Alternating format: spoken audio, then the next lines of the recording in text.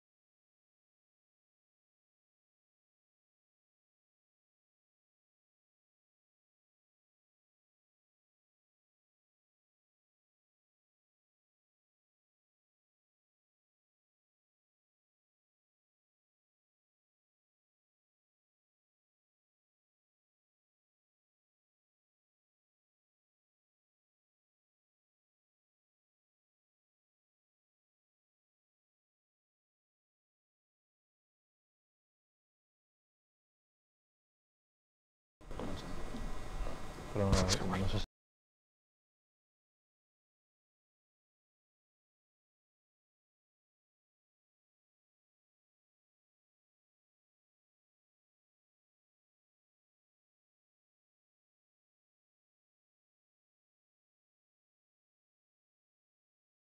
Con el audio se oye que se acopla algo, parece que es una radio de las que están situadas aquí en el lateral y ahora han ido a consultar o a investigar a ver qué puede ser, pero nos han dicho que por cuestiones de agenda mejor empezamos. Bien, la siguiente mesa versa sobre el precio del ebook y hablaremos sobre cuál debe ser el precio correcto del ebook. Y para ello la organización ha tenido a bien invitar a dos personas que son punta de lanza en la industria editorial, como son Luis Solano, a mi derecha, director y fundador de Libros del Asteroide, y Ernest Folk, a mi izquierda, director de Ediciones B y del sello enteramente digital de The Books. Empezaré haciendo una pequeña reflexión para empezar el debate. Yo creo, seguramente no todos estaréis de acuerdo conmigo, que de las tres grandes preocupaciones del lector, hay dos que están ya desapareciendo o en vías de desaparecer y hay una tercera que sigue en pie. Y por eso es motivo de debate hoy en esa mesa redonda. Cuando empezó la industria, empezó hace muchos años, podemos decir que empezó hace casi década y media, ¿no? Pero en realidad cuando empezó el mercado fue hace apenas 2 o 3 años. Y en aquel momento los lectores tenían tres grandes preocupaciones. Tenían otras, pero podemos decir que había tres grandes. La primera era evidentemente la disponibilidad de los títulos. Es el lector que había comprado algún tipo de hierro, se había comprado un lector electrónico, un reader para leer, quería, una vez hecha la inversión, pues poder leer aquellos libros, aquellas novelas que quisiera en digital, y no siempre estaban disponibles. Esa disponibilidad podemos decir que, no de un modo total, pero al menos sí, en lo que se refiere a las novedades, está superada. La mayoría de editoriales publican ya hoy en día en simultáneo tanto papel como digital. La backlist, los libros de fondo, quizá todavía no, pero las novedades que al final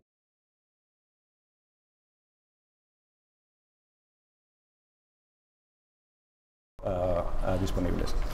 Con lo cual, esa primera preocupación podemos decir que la estamos dejando atrás.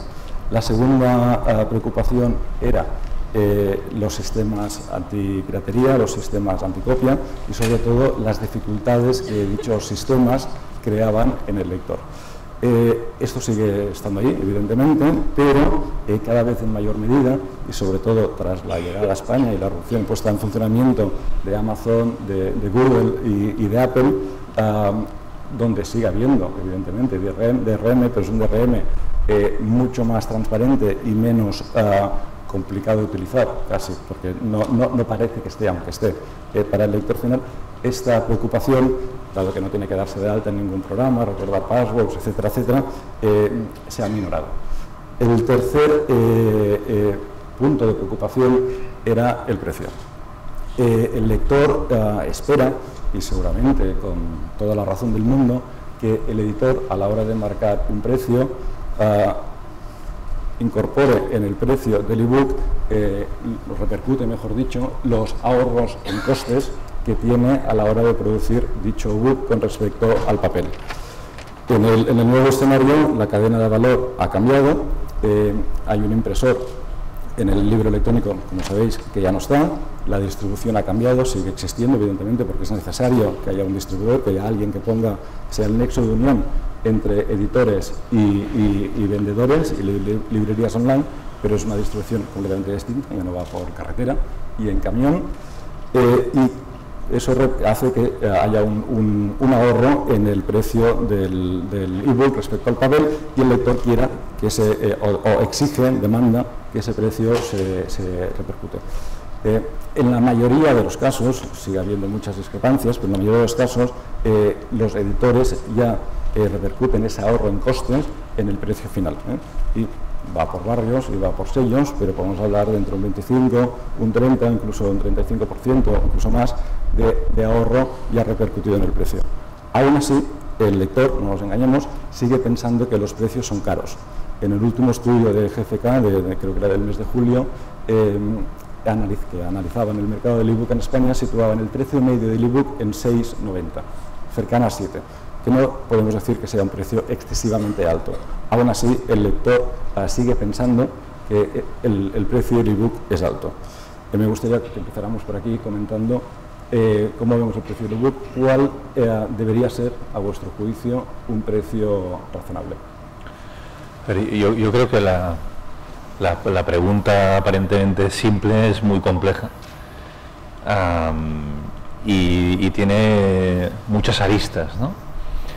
Yo me gustaría empezar por una consideración general, que igual Luis tiene la misma percepción o no, y lo discutimos, que es que el precio digital, a diferencia del precio en papel, ha pasado a ser un factor sensible y dominante en el momento de la elección del lector. Es decir, que el precio está encima de la mesa como un factor determinante a diferencia del papel. Y esto provoca además y acentúa un hecho muy determinante, que es la absoluta autonomía del mercado digital respecto al mercado en papel. Cuando empezó a operar en esta prehistoria que tú antes hablabas, Roger, el libro digital, en estos, no hace 2 años, que es cuando empezó más en serio, sino hace 4 o 5, etcétera, todas las referencias del mercado digital eran en papel. La gente hablaba de bajamos el precio un 30% respecto al papel, o un 40%, o sacamos las novedades al mismo tiempo que el papel, o este autor que tenemos en papel lo vamos a publicar en digital, etcétera. Era un mercado absolutamente dependiente de todo lo que sucedía en el papel, pero sobre todo dependiente del precio. Es decir, que el sector editorial decidió de forma casi unánime al principio que todo lo que sucedía en cuanto al precio en digital era referente al papel. Y esto yo creo que la gran novedad es que a día de hoy, por la presión de los lectores, ya no es así. Y a diferencia del papel, donde dominan otros factores, a mí me gustaría destacar esto al principio, que es que el precio ha pasado a ser un factor absolutamente determinante en el momento de compra de este lector que llega al digital, lector que a veces es un lector puramente digital, o que en la mayoría de los casos es un lector que comparte digital y papel. Era una primera reflexión a la pregunta de Roger, y luego vamos desarrollando porque hay miles de temas más. No, creo que sí que es determinante, pero yo como dices tú, que todo tiene muchas aristas, yo lo veo este valor o este peso del precio a la hora de la compra. Creo que tiene otras razones. En primer lugar, que nos ha hablado esta mañana, pero que yo creo que es un tema claro. Estamos en un congreso del libro electrónico y no hemos hablado todavía de piratería, y resulta que uno de cada, según me decían esta mañana colegas de Planeta, la relación de libros leídos legalmente respecto a libros leídos ilegalmente en digital viene a ser de 1 a 8. O sea, que tenemos un mercado que es 8 veces más pequeño del que nos tocaría, porque no tenemos unas leyes que nos protejan. O sea, tenemos unas leyes que nos protegen en papel, pero no tenemos unas leyes que nos protejan en digital, y tampoco tenemos una educación, un plan de educación para que la población entienda que la única manera de tener una industria cultural potente, que lo quiere decir también que de tener un mundo creativo potente es que haya un régimen de propiedad intelectual que nos proteja. Y esta desprotección es lo que hace, es para mí el primer factor importante que hace que el libro sea determinante. Cuando la alternativa no puedo leer esto, es lo puedo leer gratis o lo pago, entonces tiene que ser mucho más barato. Cuando no hay alternativa, el editor puede marcar el precio que le parezca justo para él, para su autor, para los costes que tenga, etcétera. Entonces, gran parte de la presión, yo creo que hay dos presiones potentes para bajar los precios en los libros electrónicos. Una es la de la piratería y otra es la de los, digamos, los tres grandes jugadores aquí, sobre todo Amazon, que tiene más de la mitad del mercado de libros electrónicos, de intentar, que yo creo que supongo que con buen criterio, que los libros sean cuanto más baratos mejor, para que cuanta más gente mejor entre en la lectura digital y por lo tanto dejará de ser lectora de papel. Cuando antes Ezequiel Sair daba esta gráfica que era muy interesante de sus lectores cuando pasan a leer en Kindle, dicen, no, nosotros tenemos unos compradores que de repente compran en Kindle y a partir de ahí su frecuencia de compra se multiplica por 3. No, perfecto, su frecuencia de compra se multiplica por 3 en tu tienda, pero ¿cuántos libros compraban esta gente en otras tiendas? Y como se han acostumbrado, está muy bien al Kindle, compran ya solo en el Kindle y leen solo en el Kindle. Esas son dos presiones muy, muy potentes, la de la piratería y la de los conglomerados que intentan hacer un precio atractivo.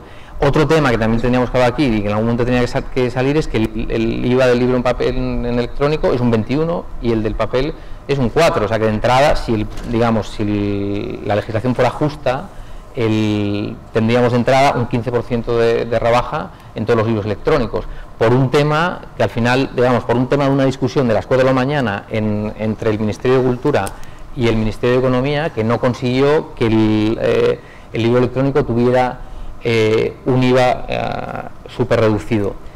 Y el otro tema también, porque yo creo que como muy bien decía Ernest, el tema de los libros es clave, el tema del precio es clave en el libro electrónico, es porque por desgracia es la única herramienta que tenemos para hacer algún tipo de promoción. O sea, cuando un editor habla con un librero y le propone una promoción, tiene muchas, digamos, las teclas que puede tocar son muchas. De entrada, el librero en su librería es capaz de, en una librería pequeñita, exponer de manera atractiva y relevante para el lector que entra allí, no sé, unas 200, 300 novedades. Mientras que tú entras en la homepage de Amazon, pongamos, o de Casa del Libro, y el carrusel de novedades te puede dar 10, 20, que no vas a ser capaz de ver más. Cuando tú hablas con un librero, además de que tiene más espacio para hacer promociones, los temas que le puedes tocar al librero son el descuento, el periodo de pago. Normalmente las librerías compran en firme con derecho de devolución, pero le puedes dar un depósito para que no le afecte a sus cuentas. Todo este tipo de herramientas promocionales no las tienes no las tienes en el mundo digital, digamos. La única, puedes darle al lector que entra por allí, además de la promoción que le haces al librero, al lector le puedes dar un gadget, le puedes decir, oye, mira, te voy a dar una bolsa de tela si te compras un libro de asteroides, si te compras un libro de ediciones B, o llévate a casa esta libreta de esta Moleskine maravillosa si te compras más de... Todo ese tipo de promoción, digamos, en el mundo digital parece que no existe. Y entonces todas las promociones acaban pasando por el precio. Y entonces yo no sé si es antes el huevo o la gallina, entonces ya no sé si el precio es tan determinante como tú dices, porque realmente el consumidor ahí es mucho más sensible al precio, o porque en realidad hemos dicho que es la única alternativa y que además tiene que ser más bajo, mucho más bajo de lo que él se piensa. Bueno, no sé si lo he liado mucho. Sí, no, es que Luis ha abierto para mí dos cosas muy importantes. El de la piratería me gustaría dejarlo para dentro de unos minutos, porque una vez entremos en el tema no vamos a salir, y para mí se puede explicar antes hablando de más cosas, ¿no? Respecto al precio, yo creo, Luis, que no solo es determinante, sino que es diferente. Es decir, que estamos hablando de un precio que es fijo, en el sentido de que está fijado en los mismos puntos de venta, en el mismo espacio temporal, pero ya no es fijo entendido como un precio sostenido en el tiempo, digamos, ¿no? El factor temporal se ha roto, con lo cual es un precio fijo móvil, y este precio fijo móvil que yo creo que es absolutamente legal. Es decir, tenías que explicar, porque yo creo a la gente que no entiende el precio. Ahora lo explico. Sí. Es absolutamente legal porque efectivamente el precio fijo se refiere a un mismo precio en un mismo momento, en una temporalidad, en unos mismos puntos de venta, pero puede ir fluctuando según la temporalidad, que es lo que hacemos, ¿no? Y ahora voy a explicar esto del precio fijo móvil. ¿Por qué es móvil? Porque respetando que sea el mismo precio en los mismos puntos de venta, es un precio que ha empezado a dinamizarse de una forma muy acentuada. Y encontramos ofertas de fin de semana, ofertas de 24 horas, ofertas según género, etcétera, que efectivamente cambian para todos los puntos de venta, pero la percepción del precio ha dejado de ser este libro, como pasa en papel, vale 18 euros y solo se modificará el precio en un eventual bolsillo o en un eventual saldo o en un eventual punto intermedio de precio redondo. Pero, digamos, el precio era algo solemne que duraba su tiempo, normalmente 1 año, 2 años, 3 años, ¿no? Aunque antes de la llegada del libro digital ya se había dinamizado, pero nunca hasta extremos como los que tenemos ahora. Ahora, ¿qué ha pasado? El precio se ha flexibilizado hasta tal punto que el precio dura horas, a veces, dura días. El punto de partida a veces no es el punto de llegada, y en una bajada, y nosotros tenemos experiencias así, en una bajada de 7,99 a 1,99, pues puede ser que la recuperación ya no sea a 7,99, sino sea a 4,99, etcétera, ¿no? Y para mí, ¿por qué sucede esto? Sucede esto porque efectivamente hay una presión, que es lo que tú comentabas antes, pero también hay yo creo que hay una tecnología que permite hacer esto. Es decir, al final el dinamismo tiene que ver con unas herramientas que antes no teníamos y que ahora es posible hacerlo, ¿no? Yo creo que hay un fenómeno muy curioso, que es que esta flexibilización de precio permite algo inaudito, que es activar libros muertos a través del precio. Y el precio se convierte en un elemento de marketing y de dinamización. Tú tienes un fondo determinado de centenares de libros. Si tú le aplicas a uno de ellos con criterio, con sentido, no olvidando los contenidos, pensando en qué momento, para quién y cómo, es decir, no es el precio como un valor en sí mismo, sino el precio aplicado con criterio a un contenido determinado, a un momento determinado. Si este precio aplicas una tecla adecuada, puede ser que un ebook que llevabas 1 año y medio sin vender ni un libro, pasas a venderlo, por supuesto, cuando lo pones a 2,99 o a 3,99 o a lo que sea, pero luego, cuando vuelves al precio lleno o al 80% de aquel precio, el libro pasa a tener unas ventas sostenidas y sostenibles de 200, 300 ebooks al año. Quiere decir que el precio también puede ser un factor positivo de activación de un fondo que estaba muerto. Cosa que en papel, y termino, y te dejo hablar, en papel, si tú aplicabas una oferta muy agresiva sobre un fondo que estaba muerto, aquella oferta, digamos, no funcionaba, con lo cual el precio, por eso digo, ya no es solo un factor determinante, sino que es diferente. Sí, lo que pasa es que, solo matizar tienes toda razón en lo que has dicho, pero ¿por qué el libro este que estaba muerto, que lo pones a 1,99 y coge vida después? Porque la única manera, o sea, cómo funcionan, al final en este país solo venden libros electrónicos Amazon, Casa del Libro y Apple, y Fnac un poquito. Y Google, que ha empezado hace nada, pero el resto no son, por desgracia no son relevantes. Yo espero que lo de Cegal y la alianza con Casa del Libro vaya bien, porque yo solo quiero que gente que realmente prima la selección pueda competir en este mercado, pero en el resto de los grandes, digamos, competidores, solo funcionan, o sea, las cosas que se promocionan son las que se han vendido.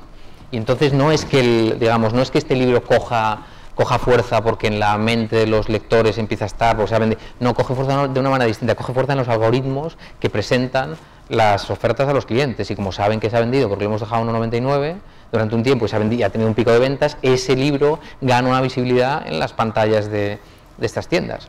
Sí, ¿no creéis que a medida que vamos jugando con el precio fijo, al tiempo que vamos jugando con los precios dinámicos, estamos educando al lector?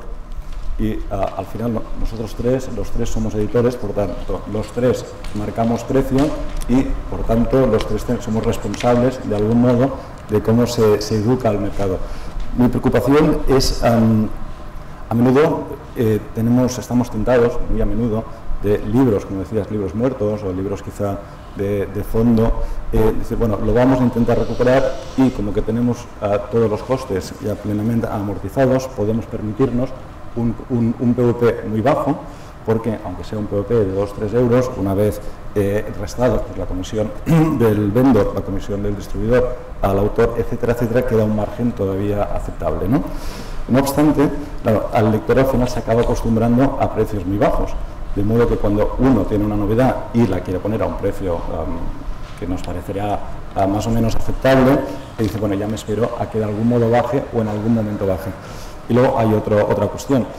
Llegará un momento, y ahora en las editoriales tradicionales, excepto los sellos puramente digitales, pero en las editoriales tradicionales, los grandes lanzamientos, todavía tenemos el papel.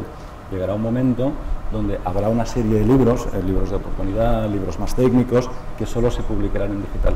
En aquel momento, cuando queramos imputar en ese libro digital todos los costes de edición, traducción, si fuera menester, edición, corrección, maquetación, cubierta, etcétera, al final, si tenemos una serie de costes con un mercado determinado, tenemos que poner un precio determinado que no necesariamente podrá ser el precio que quiere el cliente. Luego, ¿hasta qué punto estamos educando al cliente a precios muy bajos y haciendo eso hacemos que el mercado a la larga no sea sostenible? A ver, es que incluso discrepo del planteamiento de la pregunta, ¿eh? Sí, porque la pregunta parte de una premisa, que es que el editor es quien educará al mercado y quien, en definitiva, fijará el precio. Como si el editor, es el fijador físico del precio, pero que tú determines el precio no quiere decir que tú te conviertas en una especie de casi semidios, ¿no? Que tú dominas el mercado, tú le pones los precios y todo el mundo, digamos, estoy exagerando, sí. Estoy haciendo un poco de broma con tus palabras, pero casi el editor se convertirá en una especie de de dominador y de semidios que dictará sus reglas. Yo creo que esto ya es imposible. Es decir, esta premisa, incluso yo la discuto, ¿por qué no es cierto? Entonces, si seguimos en una posición de resistencia, es que debemos educar el mercado, nosotros mandaremos en el precio, etcétera, pues vamos a perder la partida, como de hecho la está perdiendo quien está intentando todavía ejercer esta posición, digamos, dominante. Para mí hay una cuestión de fondo en la cuestión del precio que es la que es interesante, ¿verdad?, que es que está cambiando el rol del editor, pero no está cambiando para mal.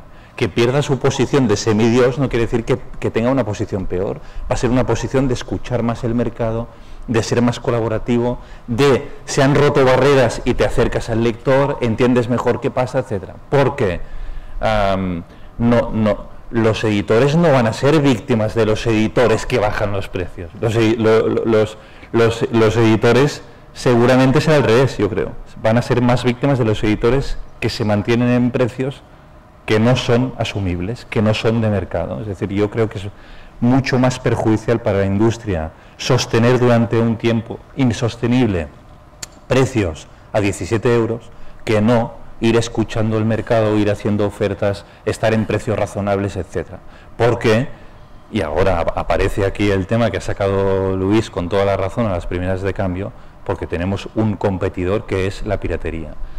Y esta piratería para mí digamos, hemos configurado una imagen de un pirata estándar, que es un señor muy perverso, que está en su casa, que es malo, que lee mal, que va contra nosotros.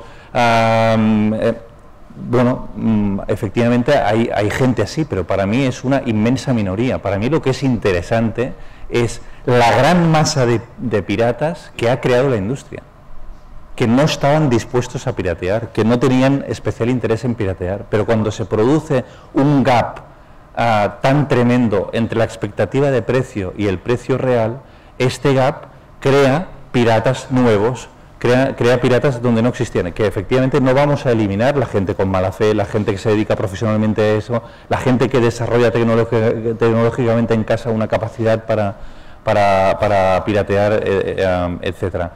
Con lo cual, para mí, debemos apelar a lo que decía Luis, es compatible con lo que digo yo, y ver cómo podemos luchar la gente que piratea, por vocación. Pero luego tenemos que analizar cuánta gente está pirateando provisionalmente básicamente por dos problemas. A veces porque no encuentra la oferta. O sea, si no le ofertas a alguien, va a piratear el libro, y para mí este es un pirata de buena fe, un pirata que la industria lo está mandando a hacer una acción que no quería hacer. Y luego está el pirata que podemos debatir, que se le ha puesto un precio fuera de mercado desde esta posición, y cierra el círculo del editor, que todavía vive en un mundo de semidios donde él dicta las reglas, etcétera, cuando estas reglas ya son mucho más colectivas. Sí, pero hay una gran diferencia entre un PVP de 17 euros que comentabas y un PVP de 2,99. Hay un abismo.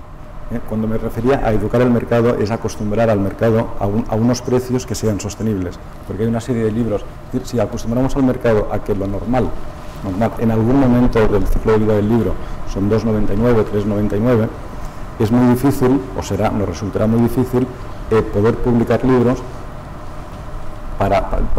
con un precios que, para tener un margen no razonable, sino similar a los que tenemos ahora, y no solo el editor, sino toda la cadena de valor, se asemejan a 7, 8, quizá 9 euros.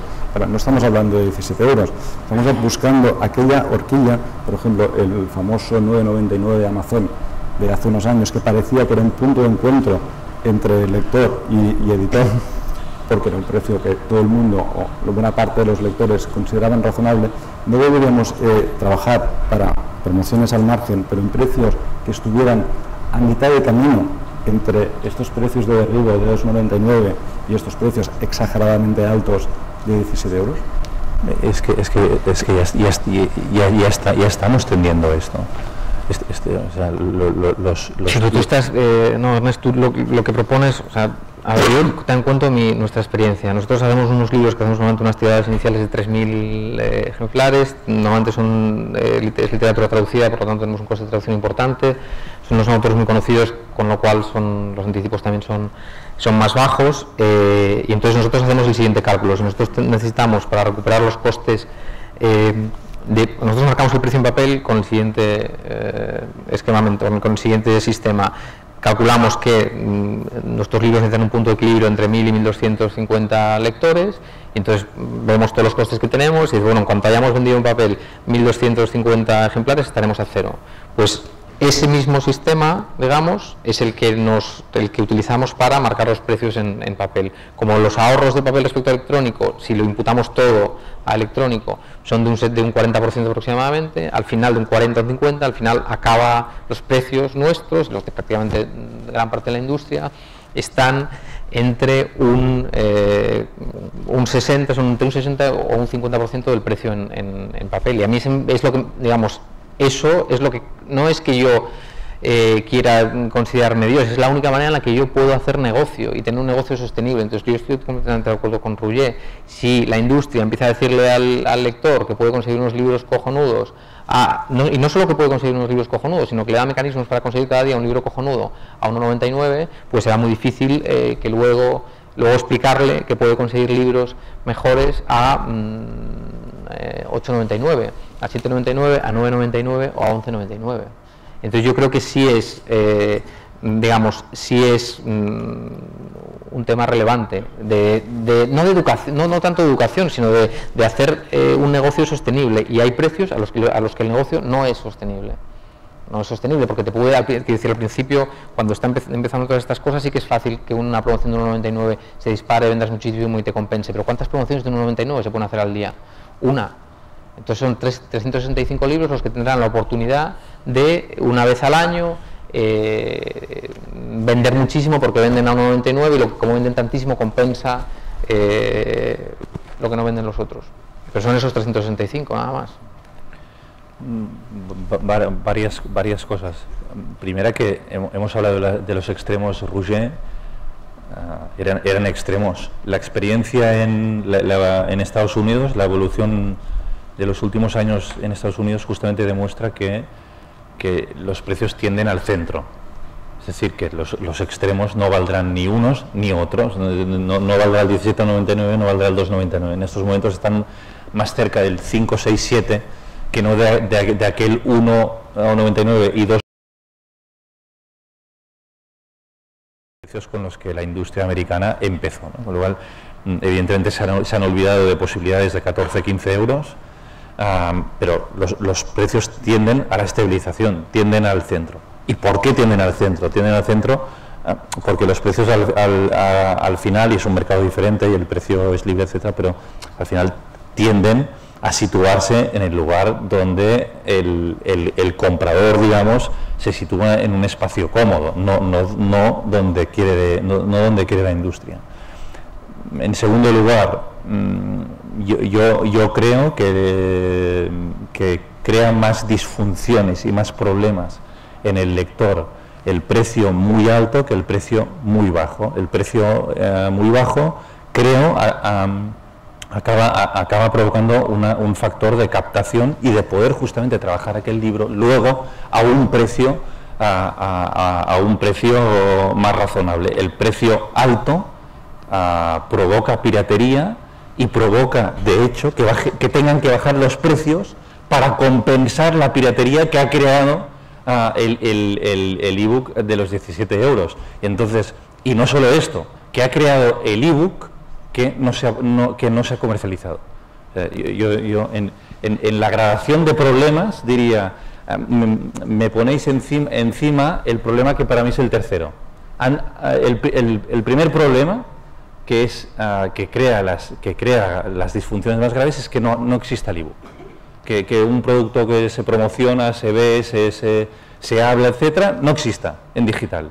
Esto encadena y genera una serie de problemas y crea piratería donde no la había. El segundo problema son los precios exageradamente altos, que podemos decir si son 17, 14, o que hay una barrera de más de 10, etcétera, que esto sería otra. Y estoy de acuerdo, hay un tercer problema, que es la exageración de precios bajos. Pero este tercer punto para mí, que efectivamente es un problema, porque todos querríamos vender a 14 y no a 2,99 o a 4 o a lo que sea, este tercer punto es una consecuencia de los dos primeros. Y digamos, los que estamos reivindicando o ejerciendo, no reivindicando, pero al final, oye, lo estamos fijando y nos podemos equivocar o no. Este precio bajo es justamente para protegernos de los dos problemas anteriores que han sido creados por terceros, además, y que han provocado que la industria esté en esta parte más, digamos, inicial, yo diría, histérica, con lo cual se intenta compensar la piratería creciente con unos precios más competitivos. Pero, es decir, no eludo el problema, pero este problema está en la lista, está el tercero, no el primero. Pues ataquemos, antes de que se nos acabe el tiempo, el tema de la piratería. Imaginemos por un segundo que el tema de la disponibilidad lo hemos superado. Aunque no sea cierto. Pero no es cierto. No es cierto. No, pero imaginemos por un segundo que la mayoría de lectores ya pueden acceder a la mayoría de libros, sobre todo novedades, para ser más realista, que quieren consumir, quieren comprar en cada momento.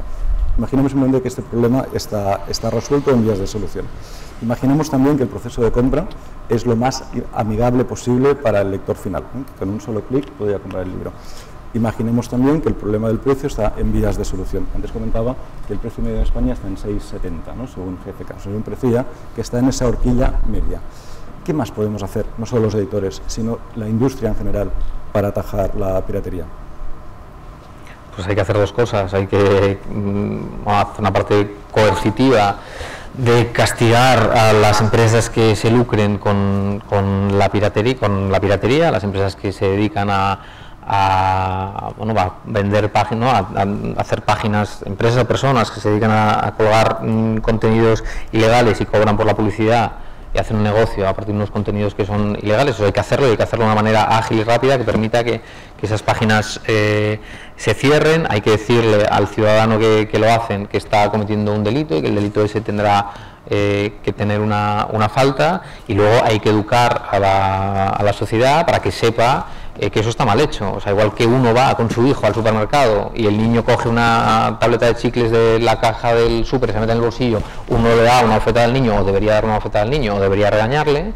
Pues lo mismo deberíamos hacer cuando vamos a casa de un conocido y nos dice que se ha descargado pues Breaking Bad entero, o se ha descargado el último libro de Vargas Llosa gratis, pero no hace falta comprárselo. Pues digamos, esa misma... ¿no? Igual que tú no me dices, oye, qué bien que yo le doy bofetadas a mi hijo todo el día sin parar y yo le machaco a este amigo, cuando hace algo mal una persona no se lo dice. Pues en este caso yo creo que tiene que ser lo mismo. Es decir, no podemos tolerar digamos, comportamientos que son inmorales e ilegales, la sociedad no diga nada al respecto. Y a mí me parece que son estas dos vías las que hay que explorar. Y lo malo, digamos, es que esto solo se puede hacer desde arriba. Es decir, quien ordena la sociedad son los legisladores, son los políticos. Entonces, la única digamos, esto tiene que empezar desde arriba, y desde el momento en que no esté reconocido claramente en el Código Penal el delito de piratería, y que se vea que igual que si uno entra a robar en una casa y se lleva algo que no es suyo, pues pasa lo mismo con la propiedad intelectual, pues no podemos empezar esta segunda labor, que es más societaria, de decirle, oye, niño, no cojas la tableta de chicles. Porque... No, yo, respondiendo a la pregunta, yo creo que si tenemos una oferta 100% competitiva en el escenario que tú planteabas, y con un precio justo, entendiendo que el precio justo es, digamos, está a medio camino entre lo que querría la industria y lo que querría el comprador, estilo a lo que pasa en Estados Unidos, yo creo que habrás resuelto el problema en un 90%. Y luego estoy de acuerdo con Luis que habrá que atajar al que haga la piratería en este contexto, habrá que educar mejor, pero si consigues las dos premisas, el problema se habrá solucionado ahí, en mi opinión, en su mayoría. Tenemos un ejemplo que ha pasado esta semana en el mundo del cine. No sé si ha sido en toda España o solo en Barcelona y en Madrid, no sé si ha pasado en todas las ciudades, pero sí que ha habido, al menos en Barcelona y en Madrid, unas colas brutales. El día que se decidió bajar los precios, creo que era entre lunes y miércoles, que eran los días más bajos. Ha habido una bajada de precios muy importante y ha habido unas colas brutales. Ayer, viniendo en el tren hoy, veía que había colas en cines de Barcelona de más de 800 metros de cola, casi 1 kilómetro, cuando no había nadie en el cine. Bueno, ahora esto seguramente se ajustará, descubrirán que puedes llenar la sala pues no a 1,99, sino durante unos días a 3,99, a 4,99 en lugar de los 6, etcétera. Pero es claramente un síntoma de cuando la industria también abandona, y perdón por la palabra, su arrogancia y escucha el mercado y hace experimentos. Normalmente el mercado reacciona de una forma muy positiva. Entonces, que hay que llevar esto al extremo de no, es que solo vamos a ir al cine a 1,99. Yo creo que esto efectivamente es insostenible y además creo que es impensable, pero que hay síntomas de pensar, oye, que el cine está instalado en la cultura del autolamento todo el día. Nos están pirateando, la causa son los top manta, sí, y les hace daño, y les ha hecho mucho daño, pero no habían hecho todavía la parte introspectiva de pensar qué podían hacer ellos para mitigar el efecto de esta piratería. Pues bien, se han puesto por fin de acuerdo, han hecho esta experiencia que tiene 48 horas, con un éxito brutal, y están analizando ahora las consecuencias que va a traer hoy, mañana y el fin de semana, porque evidentemente más visualización pues es más recomendación y gente que va a ver la película a un precio ya más sostenible, Pero al final la reflexión, yo creo, y lo interesante, y yo creo que lo mejor es no depender de terceros y no pasarnos el día llamando al ministro de Cultura diciendo, oye, y llamando a la policía, que también, pero para mí lo más importante es qué hemos hecho mal nosotros durante todos estos años. Y yo creo que hay elementos para pensar que nosotros tenemos en nuestra mano una parte básica de la corrección de este problema. Yo estoy de acuerdo en que lo hayamos hecho mal. Si tú comparas la industria editorial con la industria del cine o con la industria de la música, digamos, el porcentaje de contenido disponible en la industria editorial respecto a las otras industrias es mucho mayor. Por ejemplo, nosotros no tenemos la historia de Las Ventanas, pero se estrena la primera temporada de Breaking Bad en Estados Unidos y esa temporada no se puede ver legalmente en España si no es en un canal de pago, hasta en el canal de pago igual se puede ir un año después y que la puedes comprar en la FNAC y conseguir legalmente en España igual 2 años. Pero en el mundo editorial no pasa eso, y eso pasa hoy en la industria audiovisual. Refiero, cuando se está estrenando la 3ª temporada de Homeland, la gente que la esté siguiendo la quiere ver en España y legalmente no puede verla. Pero cuando se pone el primer Vargas Llosa a la venta hace 2 meses o se pondrá el Pie de Reverte dentro de 3 semanas, el libro está a la venta en todos lados. Entonces ahora no vengamos a decir el libro físico sí, que está a la vez en físico y en digital. Y Vargas Llosa está a la vez en físico y digital, y el Pie de Reverte estará a la vez en físico y digital. Me refiero que el porcentaje con respecto a estas otras 2 industrias también sangradas por la piratería, el porcentaje, digamos, de trabajo que ha hecho la industria editorial por hacer que la mayor parte de los contenidos estén, que las novedades salgan a la vez en los dos formatos, que los precios vayan a la baja, que se bajen lo más que se puedan para que sean competitivos con en realidad lo que le estamos dando al lector, que comparado con el papel es poco, es mucho mayor, muchísimo mayor que la industria audiovisual. Entonces yo creo que no podemos decir, Ernest, que es un problema de la industria, es un problema de que en este país coño no se respetan la ley de propiedad intelectual. Ese es el problema. Entonces no digamos ahora que, claro que yo quiero ir, yo porque tengo una casa que es mía y no me puede entrar un ladrón a robarme, coño, porque tengo la casa registrada, no puedo tener unos ocupas, hay un registro de propiedad que me protege, coño, solo se puede hacer negocio para todos, negocio para los creadores los primeros, que somos a los que nosotros servimos. Solo pueden vivir de esto si hay leyes que les protejan y que les permiten negociar con su obra. Entonces, eso es lo primero que tiene que haber, y si esas leyes no se están cumpliendo, hay que ir al político de turno y decirle, oye, por favor, protéjame y déjame hacer negocio con esto. Y deje que las reglas de juego sean iguales para todos, porque para este tío, para el Kim.com, las leyes no son iguales que para mí. Entonces, coño, eso hay que hacerlo, ¿o no? Sí, yo no sé, perdón, muy rápido. Yo estoy de acuerdo que la industria editorial ha hecho más esfuerzos que la otra, estoy de acuerdo, es cierto.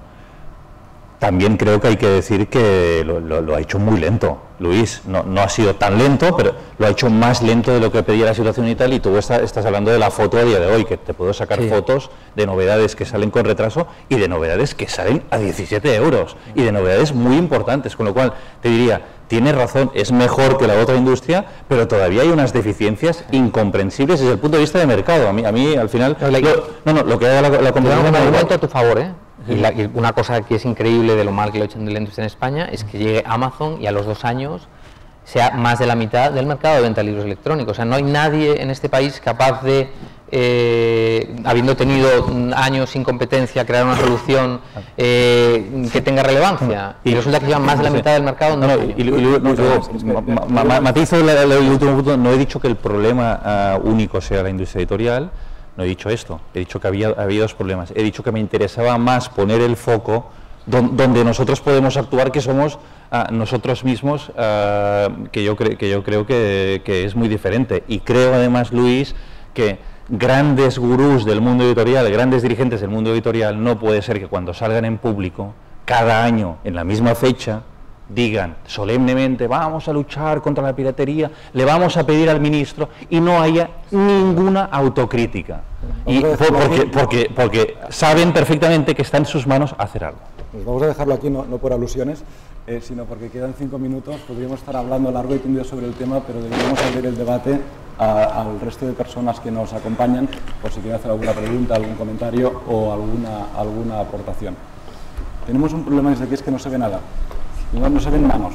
Sí, ahí hay una y hay otra. Ahí empieza ahora a verse.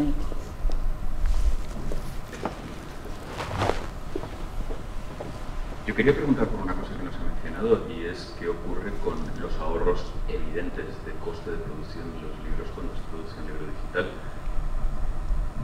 Es que lo que hemos dicho, que en nuestro caso están repercutidos directamente, o sea, los precios, los ahorros son de un 60, un 40 o un 50% respecto al papel, y esos ahorros están reflejados directamente en el precio, que es un 40 o un 50 el precio del libro en papel. Yo creo que este es uno de los problemas de percepción del lector, que esperaba que esta reducción de costes se reflejara de forma proporcional en el PVP inicial. Esto no sucedió y por eso también ha habido los problemas y las disfunciones que ha habido. Si esto se corrige, será un mercado normal. Y falta también que se asiente la creencia, el pensamiento de que el IVA es distinto. Aunque la mayoría de lectores lo saben, no todos son conscientes a la hora de comprar un libro. Tenemos que pensar que cuando uno compra un libro de 9,99, de 10 euros, de estos 10 euros, 2 son tasas impositivas, con lo cual el precio real sin IVA es de 8 euros. Con lo cual, de hecho, nos desayunamos cada 2 por 3 con noticias que parece que la cosa va a cambiar. Hace poco en Inglaterra, en Estrasburgo, parece que vayan a pasar cosas, pero no parece todavía que se vaya a unificar al tipo súper reducido del 4%, no solo en España, sino en el conjunto de la Unión Europea. Hola, yo quería preguntar, aprovechando que tenemos en la mesa editores de distinta talla, tenemos el Grupo Planeta o Ediciones B, y también tenemos a Luis Solano, que es de una editorial independiente más pequeña, ¿hasta qué punto no es más fácil lidiar con estos grandes gigantes tecnológicos como Amazon o Google, desde una estructura de gran grupo que tiene muchos sellos, que tiene más posibilidades para promocionar títulos, porque edita muchos más títulos al año? ¿Hasta qué punto no es más fácil para un gran grupo negociar simplemente con este tipo de empresas, mientras que para la pequeña editorial hay un ecosistema más amistoso, que es el de la librería, donde se puede hablar más de tú a tú y tratar con el librero, otro tipo de formas de visibilidad? O sea, el trato, digamos, es bueno. Cuando a ver uno grande no te escupa la cara, ni te... O sea, que puedes entrar y llegar a un acuerdo con ellos, y de hecho lo hacemos. Para mí el problema fundamental que yo me encuentro en el digital, y por eso es un mercado en el que estamos activamente, que supone más o menos el 10% de nuestras ventas, pero que yo no tengo ningún interés en que se desarrolle. ¿Por qué no tengo ningún interés? Porque la mayor parte de mi venta, el 90% restante, incluso cuando vendo en Casa del Libro, en el Corte Inglés o en AFNAC, que podrían ser clientes que a priori parece que no están preocupados por la calidad de los libros que proponen, sí que lo están. Y obviamente también las librerías independientes. Lo que quiero decir es que en el papel yo tengo un ecosistema que para mí es importantísimo, que es el 70% de mi venta, que son librerías independientes españolas, que tienen en la vida el mismo objetivo que yo, que es, por un lado, buscar un equilibrio cada día entre la calidad literaria de las cosas que venden y el rendimiento necesario que tienen para que ese negocio sea viable. Y ese es un ecosistema en el que estoy yo y en el que están la mayor parte de las librerías independientes de este país. Entonces ahí es muy fácil convivir. Y cuando en cambio te pones a hablar digamos, en el mundo digital, lo que pasa es que lo único que importa es aquello que se mueve. O sea, lo único que importa es aquello que se venda. Por lo tanto, digamos, a los grandes, a los 4 actores del mundo digital, lo único que le importa son los libros que se mueven. No, entre 2 libros que se pueden mover lo mismo, o sea, que entre 2 libros, uno bueno y uno malo, van a elegir siempre el que se pueda mover más, nunca el que sea mejor. Mientras que en cambio un librero independiente que no le guste tener su casa llena de libros que a él no le interesa leer, pues esos libros los va a dejar un poquito más de lado. Entonces por eso es evidente, el problema no son los gigantes, por eso es evidente que el ecosistema del mundo físico es mucho más amistoso para una editorial independiente, y por eso no interesa que el digital se desarrolle mucho. Ojalá iniciativas como la de CEGAL, en la que los libreros independientes asociados en CEGAL van a poder vender desde sus librerías tanto dispositivos de lectura como los libros que ellos recomienden en formato digital. Ojalá esa iniciativa vaya bien. Ojalá. Bien, tenemos tiempo para una última pregunta. Se ha pedido ahí al fondo. Buenos días. Bueno, muchas gracias por el debate, que está siendo realmente apasionante. Yo pienso que en todo esto realmente hay que fijarse en lo que está ocurriendo en Estados Unidos. Estados Unidos tiene una tendencia clarísimamente al centro, ¿no? Como apuntaba Ernest. Tiene toda la lógica del mundo, porque basarse exclusivamente en todas los famosos algoritmos que te demuestran que cuanto más bajas el precio, obviamente más posibilidades tienes de vender. Esto a la larga potencia, desde mi punto de vista, una grave patología, que es la idea de que el contenido tiende a cero. Y si el futuro pasa por ahí, entonces realmente esto es la catástrofe para todo el sector. Entonces pienso que hay de una forma innata un sistema de autorregulación, que es el que está llegando al sentido común y al precio medio, ¿no? Por otra parte, también pienso que precisamente por esta amenaza o por esta patología de que el contenido tiende a cero, los libros necesitan enriquecerse y cada vez más estamos viendo este fenómeno. En papel, porque dentro de todos los géneros es precisamente el del libro ilustrado, el libro objeto, el que está resistiendo bien, y en digital porque en cuanto el IPAF 3 ya deje de dar problemas y se constituya como el formato clave para el sector, realmente vamos a entrar en un concepto de libro que va mucho más allá del libro y que va a ser el libro enriquecido, ¿no? El libro con volumen, el libro con costes multimedia. Y naturalmente esto tiene un coste. Luego es que desde un punto de vista de sostenimiento de este ecosistema necesitamos hacer pedagogía de precio justo, porque los lectores tienen que entender que es un producto que tiene sus costes. Y de hecho todos los que editamos sabemos que cuando tenemos una conversación informal con alguien que automáticamente nos dice que los libros son muy caros, le decimos, mira, este libro tiene tantas páginas, su traducción cuesta tanto, la imprenta cuesta tanto, etcétera, etcétera. Entonces se quedan pasmados. Yo pienso que eso es lo que debemos apuntar, ¿no? Introducir en el mercado lentamente esa pedagogía, porque el futuro depende de ello. Sí, creo que hemos comentado todas estas cuestiones. No sé si Ernest quieres añadir algo muy brevemente, se nos ha acabado el tiempo. Luis. Pues casi lo dejamos aquí. Agradecemos a Luis una vez más por moderar y gracias. Muchas gracias y hasta la próxima. Gracias.